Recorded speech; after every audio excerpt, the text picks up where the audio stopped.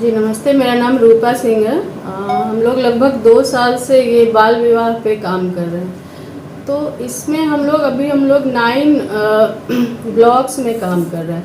यहाँ पे हर ब्लॉक में एक CSW होते हैं जो कि 15-15 गांव उन्हें मिले हुए हैं, ठीक है। और इस अभियान के दौरान हमारा जो 5-6 दिन का अभियान चल रहा था, तो उसमें हम लोगों ने जाके बृहद स्तर पे, मतलब बड़े लेवल पे कम्युनिटी में, स्कूल्स में मतलब एक स्कूल में लगभग 1000-1500 बच्चों को हमने। तो गांव में जाके किससे मिलती हैं? कौन मुखिया हो कि प्रिंसिपल स्कूल के हों, उनसे आप लोग मीटिंग कर? ये जैसे हम लोग पहले से ही हम लोग इसका लाइजनिंग किए रहते हैं मुखिया लोगों से। मुखिया हो गए, फिर जहाँ पे विधायक होते हैं उनके लेवल से, फिर जो कम्युनिटी में वर्कर्स हैं, आंगनवाड़ी वर्कर्स हैं, आशा हैं, फिर जीविका दीदी जो कि 10 रुपये वाला ग्रुप उन लोग बनाई रहती हैं। तो उन्हीं ग्रुप के माध्यम से हम जाते हैं, ठीक है। और वहाँ हम लोग बाल विवाह भी बताते हैं, और गवर्नमेंट की का जो स्कीम है, जो मतलब बाल विवाह रोकने के लिए सरकार ने कुछ स्कीम्स बनाए हैं, वो भी उनको बताते हैं कि अगर वो 18 साल तक शादी नहीं करेंगे तो उनको ये फ़ायदा मिलेगा।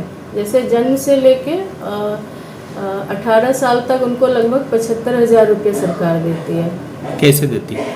ये एक योजना है, मुख्यमंत्री कन्या उत्थान योजना, ठीक है। तो उसमें जन्म होता है तो 2000 मिलते हैं, तब से लेकर जैसे BA पास करती है तो पहले 25,000 था, अब वो 50,000 हो गया। तो इस तरह वहाँ तक उनको पैसे मिलते हैं। तो ये हम लोग बताते हैं, लेकिन शर्त यही है कि शादी नहीं हो।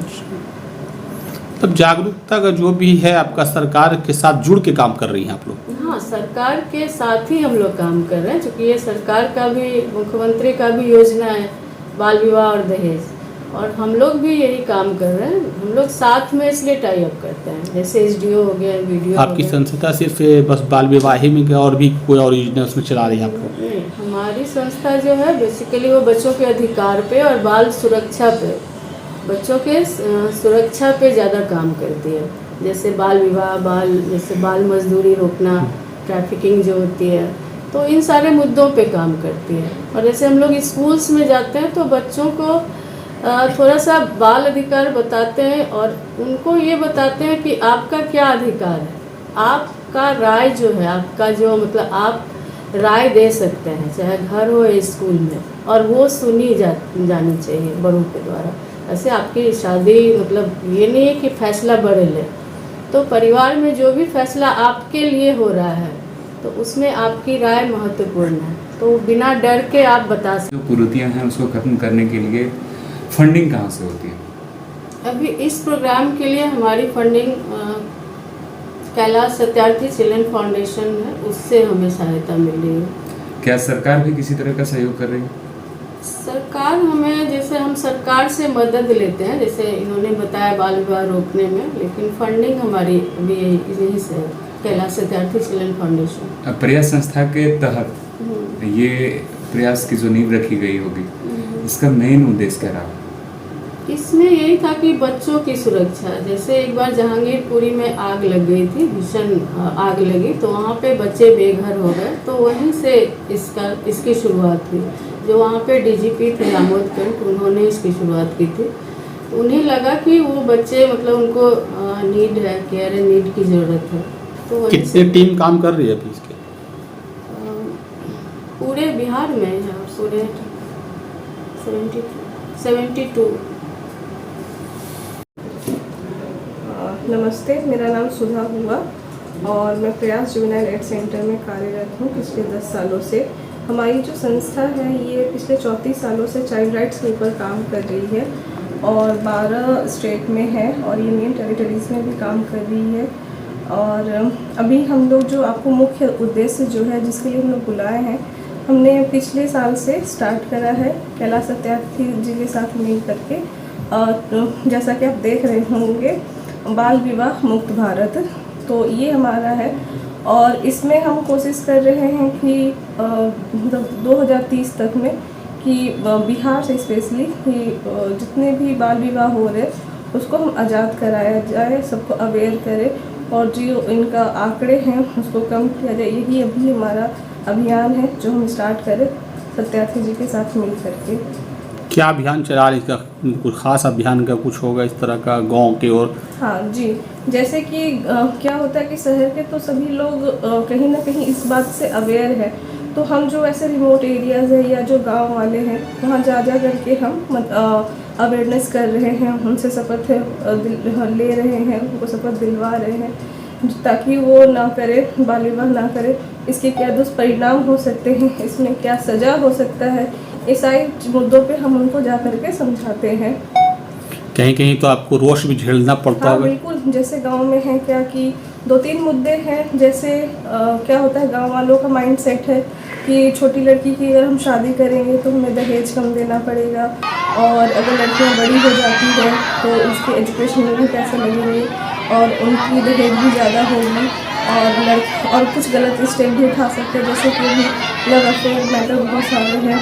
तो ये सब चीज़ से पेरेंट्स बहुत रॉस करते हैं, जब हम लोग जाते हैं तो तुम्हें आप तो बोल के चली जाएगी, झेलना तो हमें पड़ता है। दूसरी चीज़ें क्या है कि गांव में जैसे कि आप देखते हैं कि आबादी भी बहुत है, अभी क्या होता है कि किसी भी घर में जाए तो एक फैमिली में 4 से 5 बच्चे होते हैं, तो उनको ये फील होता है कि एक एक करके अगर हम निपटेंगे तो बहुत जल्द हम इस पर निजात पा लेंगे, मतलब अपना कर्तव्य से पीछा छुड़ाना चाहते हैं।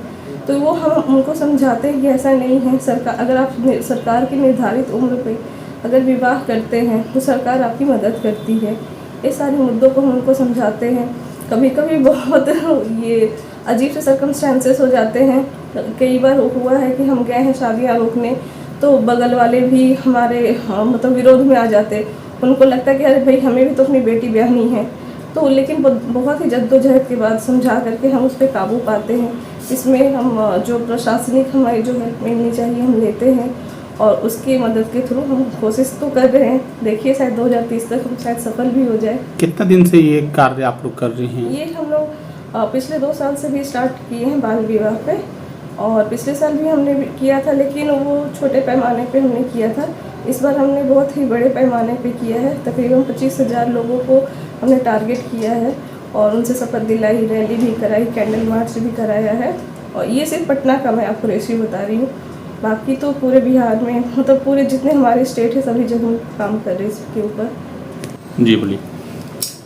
तो बेसिकली जैसा कि हमने बोला, प्रयास हम लोग पिछले 34 इयर्स से काम कर रहे हैं ऑल ओवर इंडिया, और बिहार में काफ़ी ज़्यादा हम प्रोजेक्ट्स चलाते हैं चाइल्ड प्रोटेक्शन पे, स्किलिंग पे और इन सारी चीज़ों पे। और पिछले 1.5 साल से हमने एक स्पेशल प्रोजेक्ट स्टार्ट किया जो child abuse, child sexual abuse, child trafficking, child labour और चाइल्ड मैरिज पे।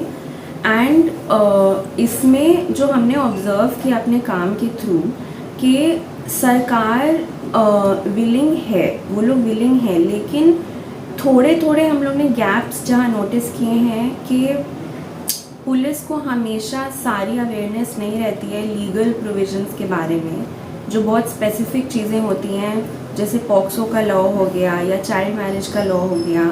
SDOs, BDOs को उतनी अवेयरनेस नहीं होती कि उनका रिस्पॉन्सिबिलिटी है चाइल्ड मैरिज प्रोहिबिशन ऑफिसर होने के नाते कि वो लोग ऐसी चीज़ों में इंटरवीन करें, या फिर उनके पास रिसोर्सेज नहीं होते।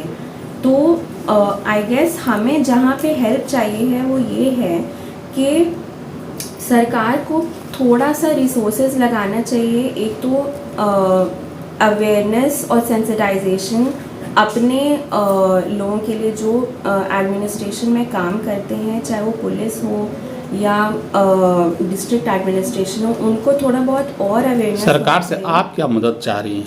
वो तो अपने स्तर से जो हमें यही मदद चाहिए है कि उन लोग का जब ओरिएंटेशन होगा ना, जब उन लोग को अवेयरनेस होगा, सेंसिटाइजेशन होगा कि बच्चों के साथ कैसे डील करना है, उनको कैसे वो करना है, प्लस NGOs का क्या रोल होता है अंडर जुवेनाइल जस्टिस एक्ट, क्योंकि बहुत काफ़ी टाइम हम लोग जब जाते हैं स्टेक होल्डर्स के पास अपना मुद्दा रखने, अपना बात करने, तो वो लोग सबसे पहले ये पूछते हैं कि आप लोग क्यों काम कर रहे हैं, आप लोग इसमें क्यों इंटरवीन कर रहे हैं, क्योंकि आप NGO हैं।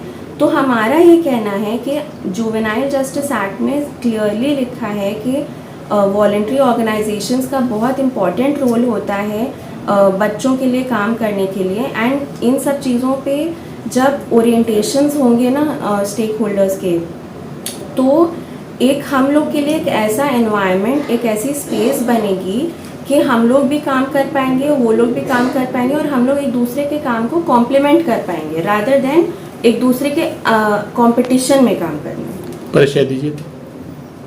मेरा नाम अमरीन फातिमा है और मैं प्रयास में पिछले 1.5 साल से जुड़ी हूँ। क्या काम कर रही, प्रयास क्या? मैं बेसिकली अभी 22 डिस्ट्रिक्ट को मैनेज कर रही हूँ जिसमें हमारे ओवर 120 स्टाफ हैं। और पोस्ट आपका क्या है? मेरा पोस्ट, मैं असिस्टेंट प्रोजेक्ट कोऑर्डिनेटर।